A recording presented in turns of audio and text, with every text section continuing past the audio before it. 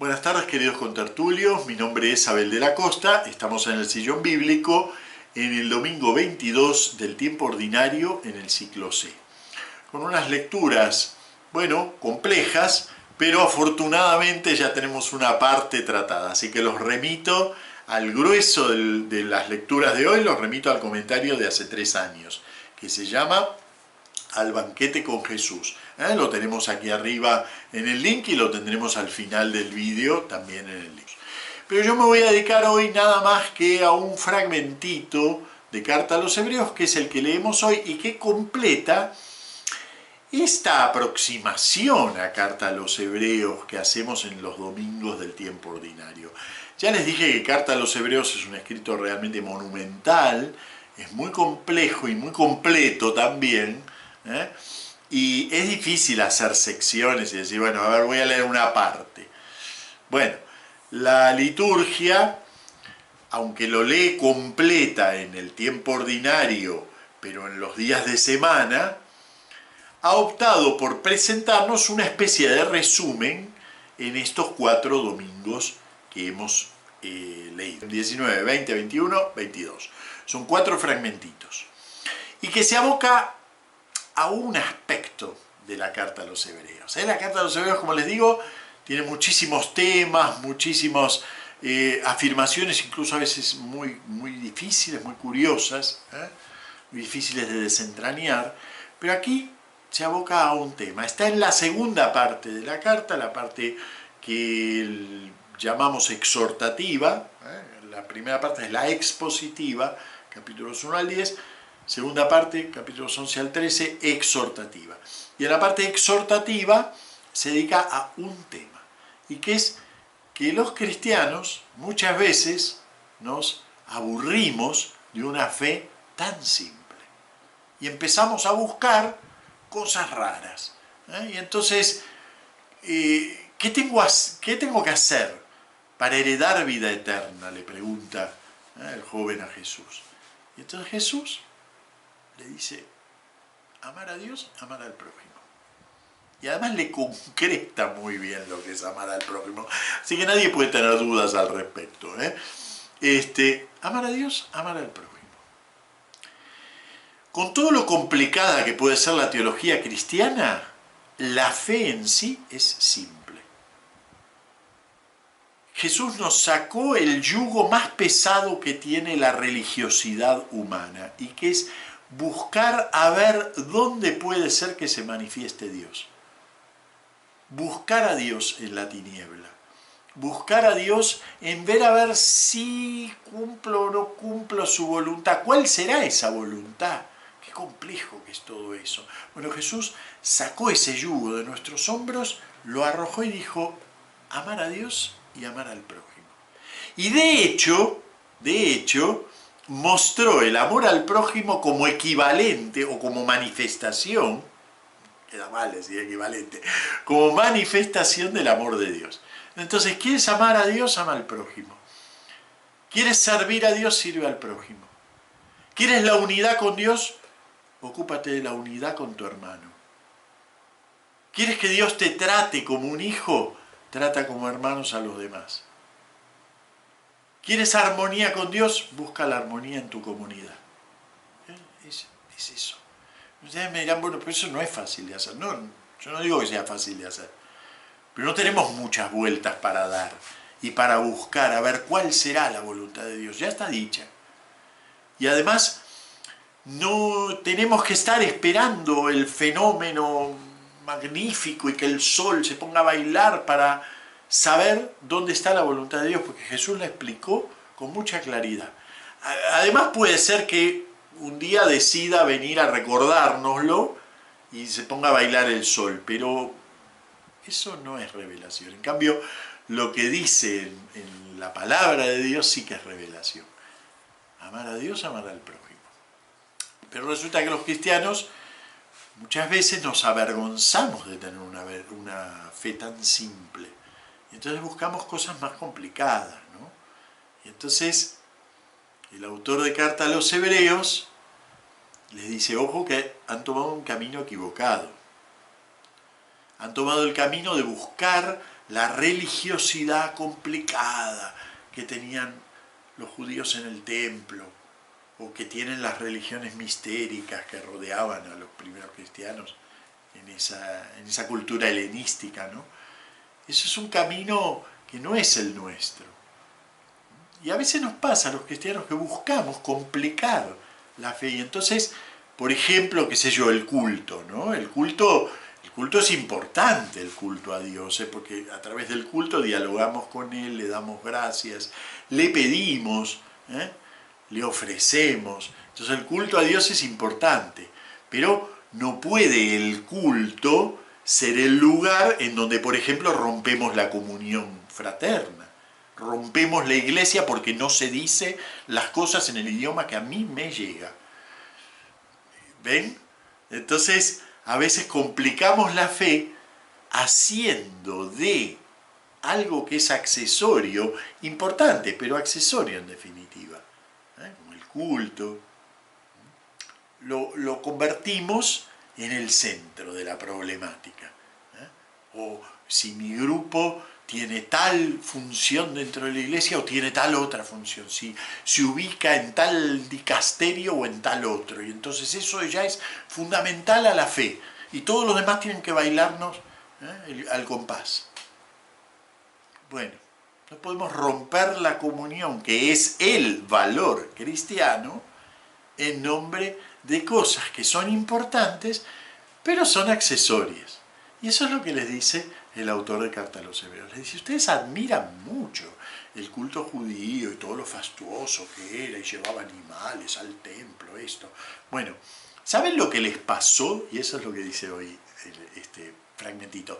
Este fragmentito tiene todo un contexto, ¿no? Entonces es difícil leerlo suelto. Dice, hermanos, no os habéis acercado a un fuego tangible y encendido, a densos nubarrones, a la tormenta, al sonido de la trompeta, ni al estruendo de las palabras. ¿Qué es todo eso? Es que Éxodo 19, o sea, la manifestación terrible de Dios en la montaña cuando les iba a dar la ley.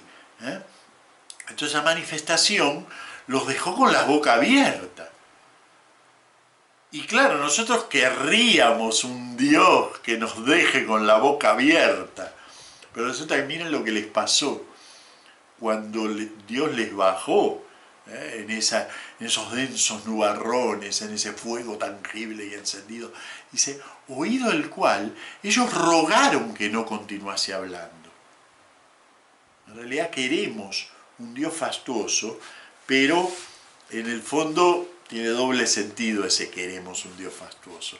Por un lado queremos asegurarnos de que Dios realmente está con nosotros, pero ya lo dijo, ya nos lo prometió. Tenemos una ingente nube de testigos que dicen que Dios cumple sus promesas. Tenemos que creerle. Dios está con nosotros. Si practicamos el amor fraterno, Dios está con nosotros, por un lado. Pero por el otro tiene también una doblez esto de buscar el Dios fastuoso. Y que es que todo eso no es para todos los días.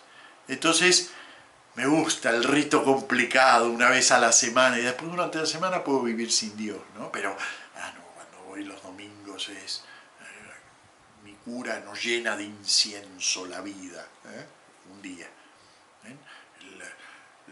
Os habéis acercado a un fuego tangible, encendido, densos nubarrones. Bueno, eso no es de todos los días. Y el Dios del que habla Jesús es un Dios para todos los días. Y entonces nos dice algo muy lindo, que es que en realidad ese Dios de todos los días que nos trajo Jesús es el cumplimiento de la figura. Aquello era figura del verdadero Dios. Dice, vosotros os habéis acercado al monte Sión, a la ciudad del Dios vivo, a la Jerusalén del cielo. Cuando realizamos la voluntad de Jesús, estamos ya en la salvación. No tenemos que esperar a ver si Dios se va a manifestar. No, ya lo estamos. A las miríadas de ángeles, a la asamblea festiva de los primogénitos inscritos en el cielo. Por eso nuestras asambleas son fundamentalmente festivas, porque en realidad manifiestan que ya estamos, aunque estamos de camino, ya estamos en el término de ese camino.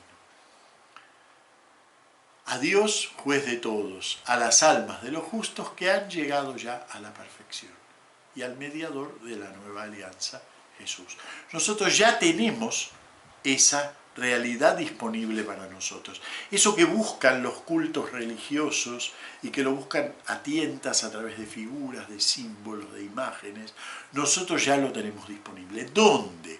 Bueno, lo único que no me gusta de la pequeña selección que ha hecho la liturgia de Carta a los Hebreos para estos domingos es que no pone el fragmentito donde justamente el autor desgrana dónde está ese Dios verdadero, y que viene muy poquito después de esto. Esto está en la mitad del capítulo 12, y muy poquito después, lo voy a leer, va a decir así, capítulo 13, versículo 1 en adelante.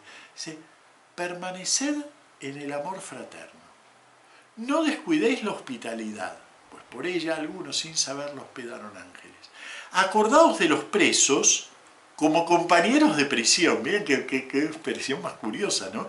Claro, a veces podemos ir a ver a los presos para mostrarles que nosotros somos solidarios, ¿no? Nosotros estamos aquí y el preso está... No, dice, acordaos de los presos como compañeros de prisión. Cualquiera de nosotros por la fe podría estar adentro de una prisión, ¿eh? Esa es la mentalidad desde la que está dicha esta frase, ¿no? Cualquiera de ustedes podría estar en la prisión. Bueno, están afuera, no vayan desde arriba a ver al preso, no vayan como compañeros de prisión. Acordaos de los maltratados, como que también tienen un cuerpo. Precioso es el matrimonio en todos los aspectos, e inmaculado el lecho conyugal. Mas a los adúlteros y fornicarios los juzgará Dios. La actitud sin apego a la riqueza, contentos con lo que haya, porque Él mismo ha manifestado: ni te soltaré, ni te abandonaré. Miren, eso es la vida cristiana. Miren qué precioso resumen. Esa es nuestra fe, que no tiene nada de complicado. ¿Es complicado realizarlo? Sí, claro. Pero cuando lo realizamos, estamos en el culto verdadero a Dios. No necesitamos inventar nada. Estamos en el culto verdadero a Dios. Permaneced en el amor fraterno. El autor sabe perfectamente que cuando nos ponemos a discutir de la teología de los ángeles, van a aparecer dos bandos y desaparece el amor fraterno. Ese es el gran valor de nuestras comunidades cristianas, el amor fraterno. Si no hay eso, ninguno tiene la razón. Ni el que dice A, ni el que dice Z. Y si hay eso, seguro que no va a haber dos bandos. Permaneced en el amor fraterno. Eso es la fe cristiana. Por eso es tan simple. Claro, les vuelvo a repetir, no quiere decir que sea simple hacerlo, pero en vez de dedicarnos a cosas complicadas, a dirimir la cantidad de ángeles en la cabeza de una aguja, dediquémonos a eso, a encontrar caminos para permanecer en el amor fraterno. Que nuestras comunidades sean lo que Jesús quiso que fueran.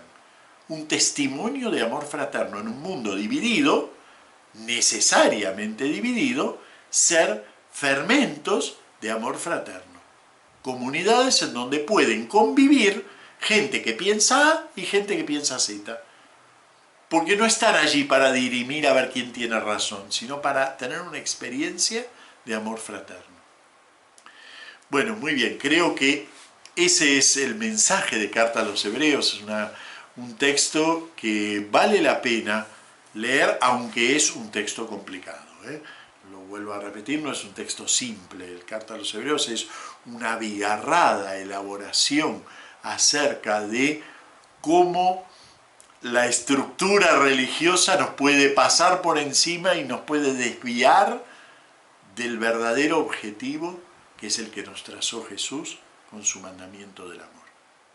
Ese es el resumen de la fe cristiana.